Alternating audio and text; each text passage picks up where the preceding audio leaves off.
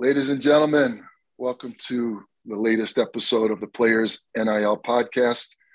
I'm excited to introduce you to my guest today from Pittsburgh, Pennsylvania, 6'4" shooting guard from Boston University, Andrew Petcash. Andrew, welcome to the podcast. Mark, I love the little intro there. I haven't heard that one in a year now. I used to like coming out to that. So right. I didn't see your jersey number, but we'll say jersey number this, but number one in your heart, right? Exactly. That's what I was waiting for.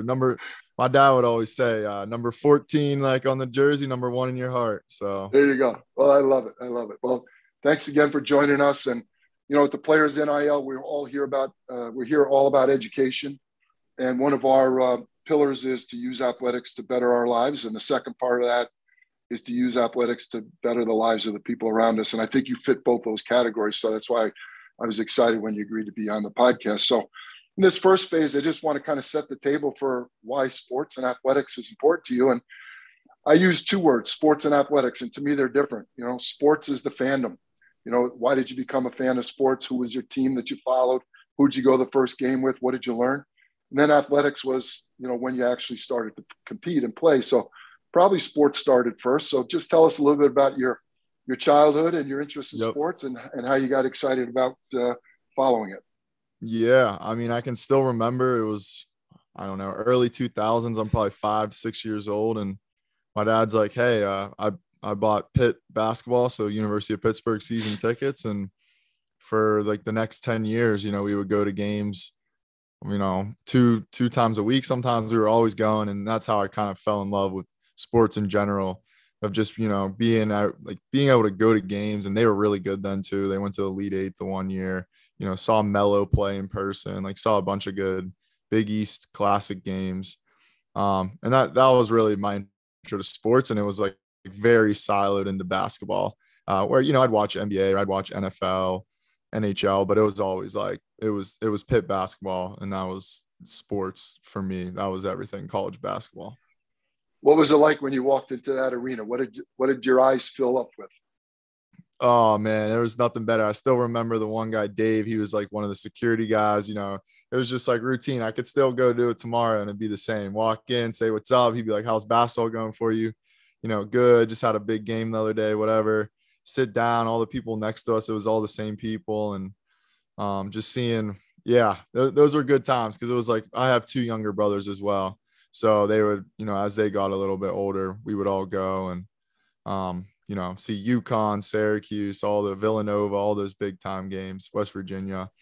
And I always knew I would play at that level someday. So that was kind of like the intro into athletics, as you mentioned. So you teed it up perfect. So you're a fan, right? Your eyes are big. These guys are bigger than life to you. Even the people in the stands are bigger than life to you. All of a sudden, you start to get to an age where you start to participate. So we use the word athletics then. So tell us about how you took your interest and your passion in sports and started to convey it into actually competing and playing in athletics. Yeah. So I played when I was younger. My dad's whole thing was play as many sports as you can. Like, and then once you get to high school, it was like, hey, okay, we're going to kind of like trim down to 2. So I played everything: baseball, soccer, everything besides like winter sports, minus basketball, because it was all basketball in the winter. And then I love to compete. I mean, whether we were playing ping pong or street hockey with the neighbors, I was always trying to win. And it was kind of, I just loved, like, you just feel that like, hey, I'm number one. I won whether it's one game, whether it's a practice, whether it's a one-on-one. And I started realizing, like, hey, I'm not too bad at this stuff. And it was 8th grade year. I went with one of my best friends who ended up playing Division I football as well, but we went to a basketball playoff game. And when I came back, there was a kid that was playing that he was going to a D2 school. And I went and I came back and I told my parents, I said, not only am I going to like start on varsity next year as a freshman, I'm going to play in college at a high level. And, you know, I kind of that was like just the vision and the plan. And it wasn't, you know, a smooth shot. It was definitely this, but I made it all work and ended up at Boston University. And it was a great sports journey, to say. And I'd say it still doesn't really end. Like, I want to run a marathon. I still want to play I want to get really good at pickleball and hopefully play in some like big time tournaments. So I think that will be with me for a long time. Golf. Good. Well, I love the journey. And so let's talk about the journey, though. Along the way, you had coaches and mentors and, maybe your father, your mother, your grandfather, neighbor, someone. Tell us a little bit about some of the people that influenced you in this journey, and when maybe you weren't as excited on a certain day, they picked you up or they gave you guidance or they gave you motivation. Let's hear some of that. Yeah, my parents are obviously both very impactful in different ways. My mom played Division I tennis at Pitt, and then my dad, he played Division III basketball at Washington and Jefferson, a local D3 school in Pittsburgh. So we had that athletics and sports background. So they were big from that standpoint. But it was definitely my AAU coach in basketball that I came to know in like sixth grade, because baseball was my big sport up until like high school. And that's when he would bring in like pro players like from overseas, or he's a USA 3-on-3 basketball coach, Joe Lewandowski. So he's pretty high up in the basketball coaching world. And he always just was super positive, and he just kind of like showed me, like he'd send me, it was back in the, I mean, I'm not even that old, but it was back in the day of like, he would send me DVD clips and I'd put in the DVDs to watch them of like Steph Curry back in his Davidson days and stuff. And he just kind of like fostered basketball for me. And, he played a pivotal role, and then obviously finding me some good college fits. Good. Shout out to coach. So you realize you can play, you decide to go to Boston University. Tell us about the first day in the gym. What was it like? My first day was a wild first day, much different than most people's first days, because I actually went to play pickup. I was playing really well, and near the end, I went to block a shot and I got pump faked, and I fell and I broke my wrist on the very first day of college. So the first time like I saw the coaches, I was in a cast like, oh yeah, I broke it playing pickup the other day, and yeah, so it was an interesting first like 3-4 months. But hey, I credit like those adversity moments to things that kind of shaped me, because I had to grow. I definitely grew up real quick in that college transition there. Yeah. Boston is a great town. It's an amazing sports town. Lots to see and observe. And Boston University, great school, plays in the Patriot League, I believe. Correct. So you played against some really good academic schools, really good athletic schools. Tell us a little bit about the journey in college in terms of your growth. How did you mature physically? What did you learn mentally? How did your game improve? Yeah, I think it was all, we'll say threefold based on those things you mentioned there. But so according to sources, and I would agree with this, but I'm biased, it's like one of the hardest schools in the country, if not the hardest. They say BU is like the hardest grading school. So that was a really big challenge for me to have to balance that with also playing at a high level, because we finished top 4 in the league all 4 years I was there. My junior year, we actually won it, and we're going to head to the NCAA tournament, play in March Madness, but COVID, it was the 2020 year, so COVID canceled it. But yeah, just those 6 a.m. lifts, I was also like, we were talking a little bit before we started the podcast, but just about my entrepreneurial journey and always doing stuff. So knowing me, like I still was even trying to build stuff while taking classes, while traveling, while playing basketball. So now there's like no real business thing or entrepreneur thing that can really get in my way, because I'm like, yeah, at one point I had to sit in class for 3 hours when all I could think about is how I want to build something out or how I want to go score 20 tonight. So now it's a much better balance. So that I definitely grew in exponential ways there. I love it. I was recently in a retail store making a purchase, and there were some problems with the cash register or whatever. And the cashier said to me, "You seem very calm." I said, "I've had some long, hard days in my life. Today is not one of them. I'm good." I love that. That is true. Yeah. So I love it.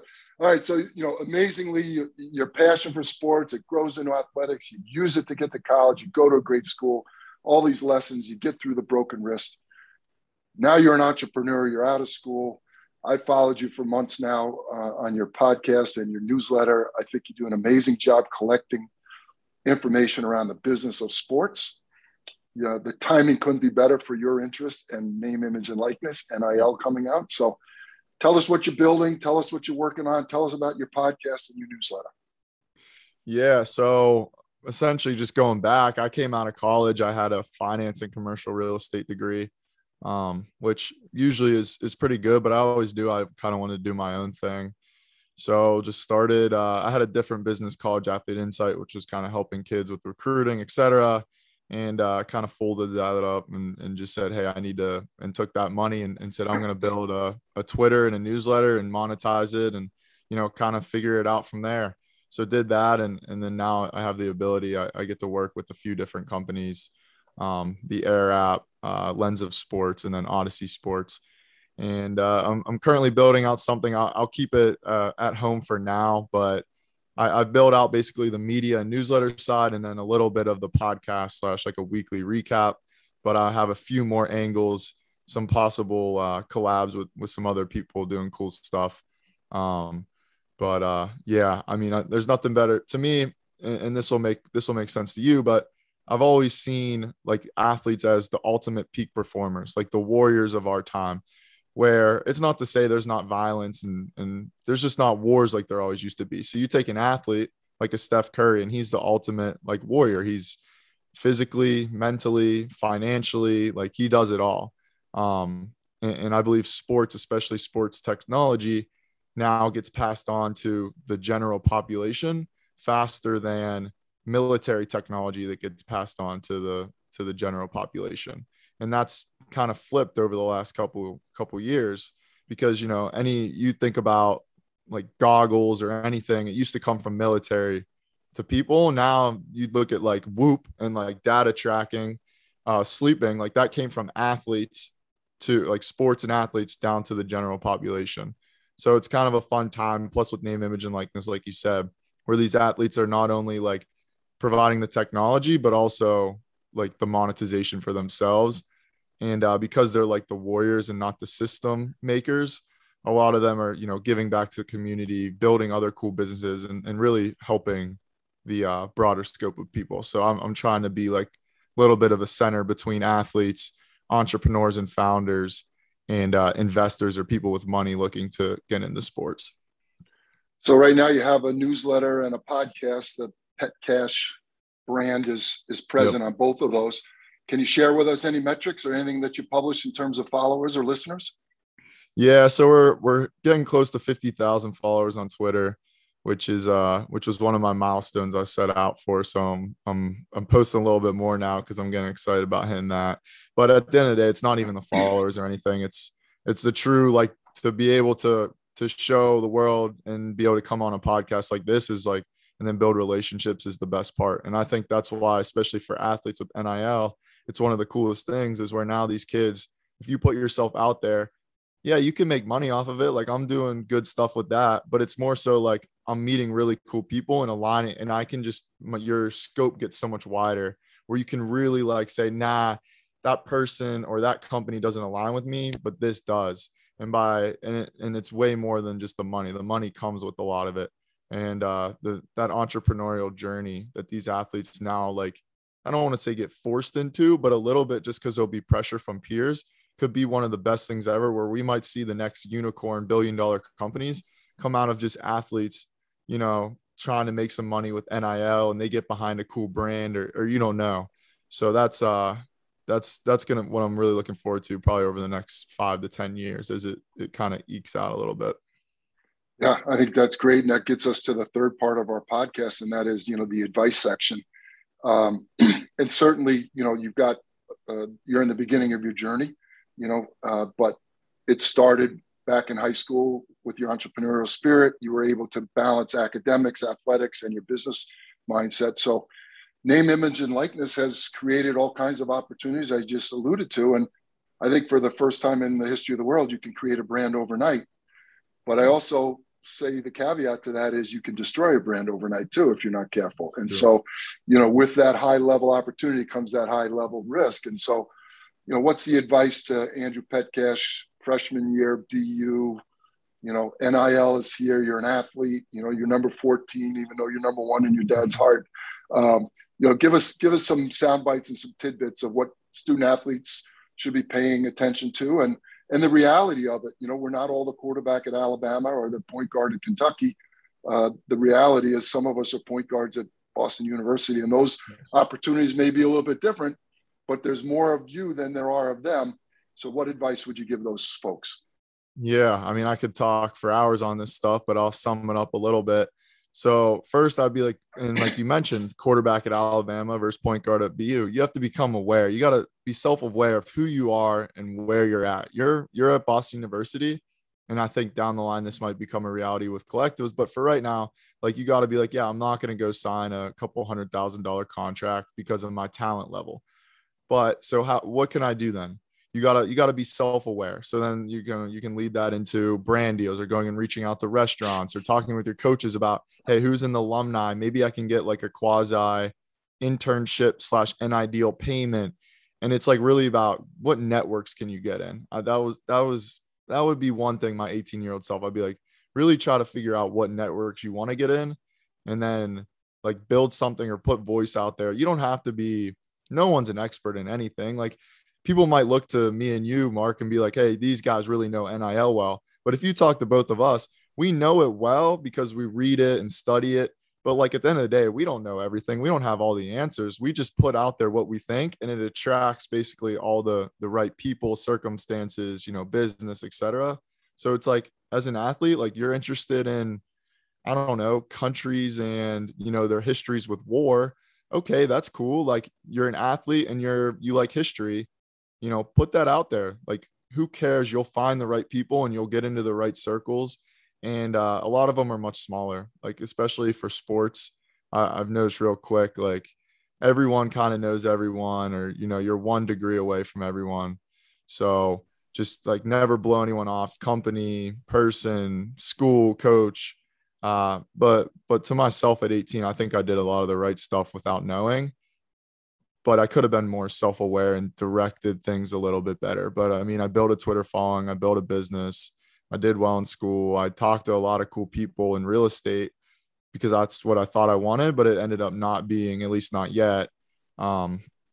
So yeah, I mean, you got to research and be self-aware. I would say those are the two major things, and the people, circumstances, events will all kind of fall in line if you have the right mindset and you're positive around it, for sure. Well, don't be too hard on yourself. I think you're doing amazing stuff.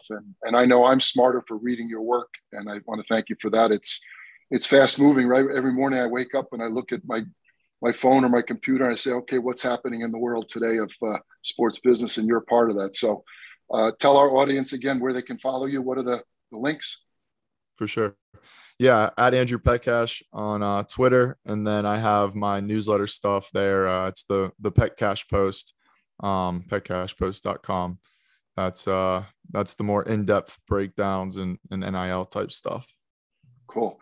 Well, it's been awesome to meet you, and congratulations on your success. I know you'll keep driving. I can see it in your eyes that you're focused on building something cool, and I'm going to enjoy watching and following along. And the Players NIL is thankful that you were able to share some time with us, Andrew. Thank you. Thank you, Mark.